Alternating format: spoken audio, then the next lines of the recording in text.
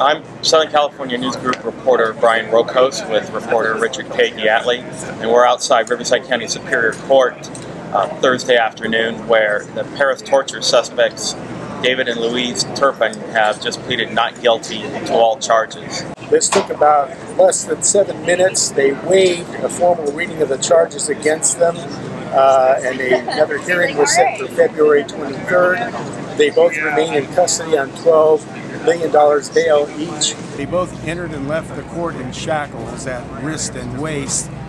When photographers and videographers were allowed to record it, they were seated at the counsel table, each wearing dark jackets.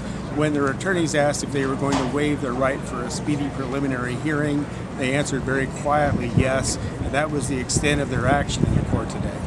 One of the interesting things, the coincidences, is that the Turpins were in chains today, and the district attorney said that that was a frequent circumstance for their 13 children who authorities said were being held captive and tortured against their will in their Muir Woods Road home in Perris. But the defense attorneys today, they just got the case, so they didn't really outline any sort of strategy. That's not something that they would share anyway. They didn't really address whether they would seek a change of venue. It would be hard to go someplace where you haven't heard about this case, because New Zealand, Australia, Turkey, and English TV, they've been interested in this case as well.